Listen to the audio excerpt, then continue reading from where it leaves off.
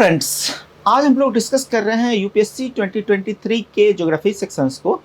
यहाँ पे जो हमारा पहला क्वेश्चन है, इसमें तीन इम्पॉर्टेंट कंपोनेंट एटमॉस्फेयर, इंसुलेशंस और इंफ्रारेड तीनों के कॉम्बिनेशंस पे ये क्वेश्चंस बनाया गया है। तो जो फर्स्ट इंपॉर्टेंट कैरेक्टरिस्टिक्स को समझते हैं, फिर हम क्वेश्चंस को डिस्कस करेंगे।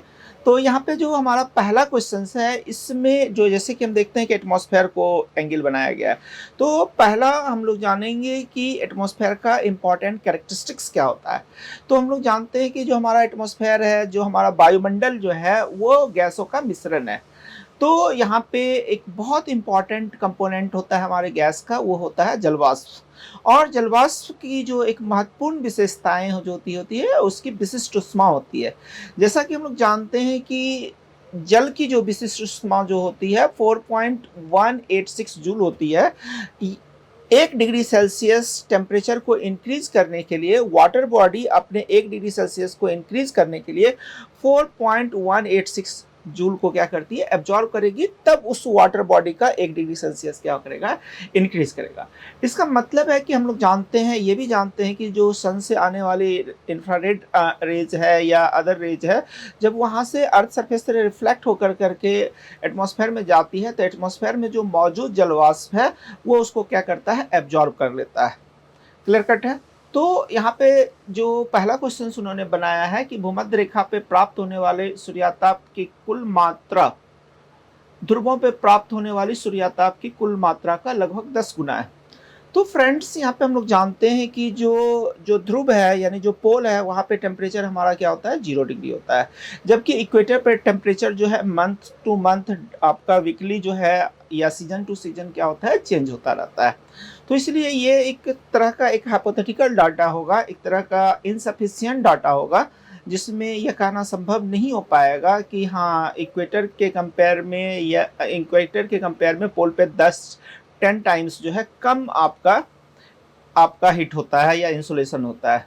फ्रेंड्स, हम लोग जानते हैं कि इंसुलेशन क्या होता है। जो सूर्य से आने वाली जो आपका किरणें हैं, सूर्य से आने वाली जो विकिरण है, सोलर रेडिएशन जो अर्थ सरफेस पे आती है, वही हमारा क्या कहलाता है, सूर्याताप कहलाता है, यानी सोलर रेडिएशन कहलाता है। इसलिए फर्स्ट ऑप्शन जिसमें ये कहा गया है कि जो भूमध्य रेखा पे जो सूर्याताप है वो ध्रुव की अपेक्षा 10 गुना ज़्यादा होता है, ये स्टेटमेंट हमारा क्या होगा, रॉन्ग होगा। अब अगर हम फ्रेंड्स दूसरे स्टेटमेंट की बात करते हैं, तो दूसरा स्टेटमेंट जो है वह बात करता है कि अवरक्त किरणें सूर्याताप के लगभग 2/3 भाग है।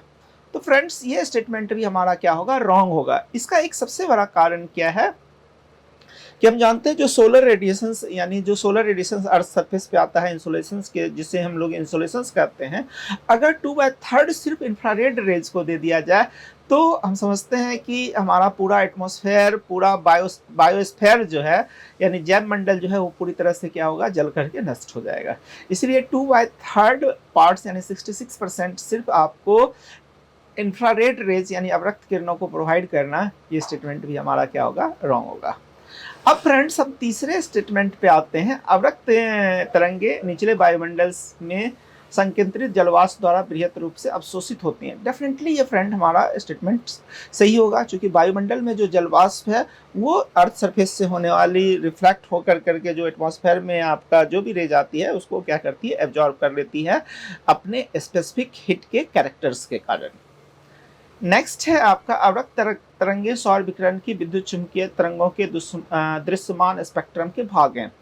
फ्रेंड्स, ये स्टेटमेंट भी हमारा क्या है, रॉन्ग है। इसका सबसे बड़ा कारण क्या है, जब हम आपका विजुअल स्पेक्ट्रम देखते हैं, तो उसमें सबसे जो मैक्सिमम आपका वेवलेंथ होता है, तरंग दैर्घ्य जो होता है, वो रेड का होता है, लाल रंग का होता है, रेड कलर का होता है, जो आपका 620 nm से आपका 750 nm होता है। जबकि इंफ्रारेड का जो आपका वेवलेंथ होता है 750 nm से 1 mm तक होता है। यानी इंफ्रारेड जो है वो आपके स्पेक्ट्रम से क्या होता है, बाहर होता है, आपका विजुअल स्पेक्ट्रम से वो बाहर होता है, क्योंकि उसका वेवलेंथ ज़्यादा है। और मैक्सिमम वेवलेंथ हमारे आपका विजुअल स्पेक्ट्रम में, दृश्यमान स्पेक्ट्रम में, वो किसका होता है, आपका लाल रंग का होता है, रेड का होता है। इसलिए ये स्टेटमेंट जो है हमारा गलत होगा, क्योंकि अवरक्त किरणें जो है दृश्यमान स्पेक्ट्रम का पार्ट्स नहीं होती। तो फ्रेंड्स, यहाँ पे हम लोग देखते हैं कि जो हमारा सॉलिड जो पार्ट्स है, लिक्विड पार्ट्स है या गैसियस पार्ट्स है, उसके फिजिकल प्रॉपर्टीज़ को बहुत अच्छे से आप समझिए, तब जा करके जो सिविल सर्विस के जो क्वेश्चंस पूछे जा रहे हैं आज के डेट में, वो बहुत अच्छे तरह से आपके क्या होंगे, सॉल्व हो पाएंगे। अब आते हैं फ्रेंड्स नेक्स्ट क्वेश्चंस के लिए। नेक्स्ट क्वेश्चंस ये कहता है ग्रीष्म ऋतु में महाद्वीपों और महासागरों के बीच तापमान प्यार्स शीत ऋतु की अपेक्षा अधिक होता है। तो डेफिनेटली स्टेटमेंट इसको भी आप समझेंगे। इसका दूसरा स्टेटमेंट भी हम देखते हैं, जल की विशिष्ट ऊष्मा भूपृष्ठ की विशिष्ट ऊष्मा की अपेक्षा अधिक होती है। जैसा कि फ्रेंड्स अभी हमने आपको जस्ट बताया कि जो जल की विशिष्ट ऊष्मा जो होती है वो क्या होता है, 4.186 जूल होता है पर 1 डिग्री सेल्सियस। यानी 1 डिग्री सेल्सियस टेम्परेचर को इंक्रीज करने के लिए, 1 डिग्री टेम्परेचर को इंक्रीज करने के लिए जल की विशिष्ट ऊष्मा कितनी होती है, 4.186 होता है। वहीं हम देखते हैं कि जो हमारा सॉलिड होता है यानी लैंड मास होता है वो जल्दी हीट कर जाता है, चूंकि उसका स्पेसिफिक हीट जो है मात्र जो है आपका 0.80 जूल ही होता है। तो फ्रेंड्स और इसी कैरेक्टर्स के कारण जो होता है लैंड मास जो है, स्पेसिफिक हीट के इस कैरेक्टरिस्टिक्स के कारण जो होता है लैंड मास जो है यानी भूभाग जो होता है वो जलीय बॉडी से यानी जलीय भूभाग से वाटर बॉडी से जल्दी हीट कर जाता है।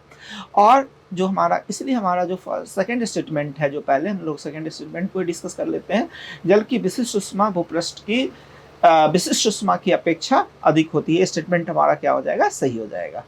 वहीं आप देखिए कि जब हम देखते हैं कि जो टेम्परेचर का जो वेरिएशंस जो होता है, हीट जो है होता है वो आपका क्या होता है, समर सीजन में ज़्यादा होता है और लैंड मास यानी कॉन्टिनेंट वो जल्दी हीट कर जाता है इन कंपेयर टू आपके ओशनिक पार्ट्स यानी वाटर बॉडीज से। वहीं जब हम देखते हैं आपका विंटर सीजन में देखते हैं, तो विंटर सीजन में जो है हमारा ऑलमोस्ट जो है टेम्परेचर का जो वेरिएशंस होता है, जो गैप होता है एक्चुअल में आपका ओशनिक पार्ट्स और लैंड पार्ट्स का, वो ज़्यादा नहीं होता है। इसलिए हमारा जो पहला स्टेटमेंट भी कहा, जो कॉन्ट्रास्ट है, द टेम्परेचर कॉन्ट्रास्ट बिटवीन आपका continents and oceans is greater during summer than in winter, ये स्टेटमेंट भी हमारा क्या होगा, सही होगा। तो फ्रेंड्स देखिए कितना सिंपल सा और कितना कॉन्सेप्चुअल क्वेश्चंस बनाता है। अगर आप स्पेसिफिक हीट के कैरेक्टर्स को जानते हैं, आपको पता है कि समर सीजन और विंटर सीजन में जो लैंड मास का जो टेम्परेचर है, एवरेज टेम्परेचर जो है उसमें काफ़ी कम गैप होता है, इसलिए, और जबकि जो है आपका समर सीजन में ज़्यादा गैप होता है। अब इतना सिंपल सा क्वेश्चंस आपके यूपीएससी आपको बना रहा है, तो मेरे ख्याल से आपको आपका कॉन्सेप्ट अगर क्लियर है, आपके उसकी फिजिकल प्रॉपर्टीज पता है, तो डेफिनेटली आप बहुत अच्छा आप सॉल्व कर पाएंगे क्वेश्चंस को। नेक्स्ट क्वेश्चंस जो है हमारा है वह आपका उष्णकटिबंधीय वर्षा वनों के मृदा पोषक तत्वों से भरपूर होती है। अब यहाँ पे जो नेक्स्ट क्वेश्चन जो बनाया गया है वो ट्रॉपिकल रेन फॉरेस्ट और सॉइल्स के न्यूट्रिएंट्स पे है। दूसरा स्टेटमेंट भी हम लोग रीड कर लेते हैं, उष्णकटिबंधीय वर्षा वनों में उच्च ताप और आर्द्रता के कारण मृदा में विद्यमान मृत जैव पदार्थ का द्रुत अपघटन होता है। The high temperature and moisture of tropical rain forest cause dead organic matter in the soil in आपका डिग्रेडेबल डिकम्पोज क्विकली। अब देखिए दो फ्रेंड्स यहाँ पे दो क्वेश्चंस पूछा हुआ है, दो स्टेटमेंट दिया है और दोनों क्वेश्चंस आपका स्टेटमेंट जो है ट्रॉपिकल फॉरेस्ट पे ही है। अब देखिए क्या होता है, जो ट्रॉपिकल फॉरेस्ट होता है तो ट्रॉपिकल फॉरेस्ट की दो कैरेक्टरिस्टिक्स होती है। क्योंकि जो ट्रॉपिकल एरिया होता है हम लोग जानते हैं वहाँ पे टेम्परेचर भी काफ़ी ज़्यादा होता है और रेनफॉल भी ज़्यादा होता है। टेम्परेचर और रेनफॉल ज़्यादा होने के कारण जो होता है आपका ऑर्गेनिक मैटर्स जो होता है, ऑर्गेनिक मैटर्स जो है वो जल्दी डिकम्पोज हो जाता है। हम जानते हैं कि टेम्परेचर ज़्यादा होने के कारण जो ऑर्गेनिक मैटर है वो क्या होगा, आपका फैलेगा और फैलने के कारण जो है वो आपका फैलने के कारण उसका सरफेस एरिया क्या हो जाएगा, बढ़ जाएगा। वहीं जब वाटर बॉडी उसमें आता है तो बैक्टीरिया का डेवलपमेंट ज़्यादा हो पाएगा और ह्यूमिडिटी के कारण बैक्टीरिया ज़्यादा डेवलप हो पाएगी, सरफेस एरिया ज़्यादा है, वो आसानी से उसको क्या कर देगा, डिकम्पोज कर देगा। इसलिए सेकेंड स्टेटमेंट हमारा क्या हो गया, सही हो गया। और फर्स्ट स्टेटमेंट जो आपका ट्रॉपिकल रेन फॉरेस्ट और वहाँ के सॉइल्स के न्यूट्रिएंट्स, दो वेरिएबल्स पे आपके क्वेश्चंस बनाए गए हैं। तो यहाँ पे हम लोग जानते हैं कि जो ट्रॉपिकल रेन फॉरेस्ट होता है, ट्रॉपिकल रेन फॉरेस्ट का जो कैरेक्टरिस्टिक्स क्या होता है कि ये काफ़ी तेज़ी से ग्रो करता है, इसकी हाइट क्या होती है, काफ़ी ज़्यादा होती है, काफ़ी ज़्यादा हाइट होती है। इसका मतलब है कि वो सॉइल्स के न्यूट्रिएंट्स को उसने क्या किया है, ज़्यादा से ज़्यादा एब्जॉर्ब किया है। और सॉइल्स के न्यूट्रिएंट्स को ज़्यादा से ज़्यादा एब्जॉर्ब करने के कारण ट्रॉपिकल रेन फॉरेस्ट के सॉइल्स में उसके जो न्यूट्रिएंट्स हैं उसकी क्या हो जाती है, कमी हो जाती है। एक आप इस लॉजिक से आप इसको देख सकते हैं। दूसरा ये है कि यहाँ पे रेनफॉल ज़्यादा होने के कारण जो है वाटर का जो है सॉइल्स का जो आपका आपका न्यूट्रिएंट्स है वो क्या हो जाता है, ब्लो आउट हो जाता है, वहाँ से क्या होता है, फ्लैश आउट हो जाता है, वहाँ से बह जाती है। यानी दो लॉजिक पे आप देखते हैं कि ट्रॉपिकल रेन फॉरेस्ट के जो सॉइल्स हैं उसमें न्यूट्रिएंट्स क्या हो जाता है, काफ़ी कम पाया जाता है। जबकि आपके यूपीएससी ने क्वेश्चन पूछा है कि उष्णकटिबंधीय वर्षा वनों के मृदा पोषक तत्वों में भरपूर होती है, ये स्टेटमेंट क्या हो जाएगा, रॉन्ग होगा। तो फर्स्ट स्टेटमेंट आपके क्या है, रॉन्ग है, और सेकेंड स्टेटमेंट आपका क्या है, सही है। अब फ्रेंड्स नेक्स्ट स्टेटमेंट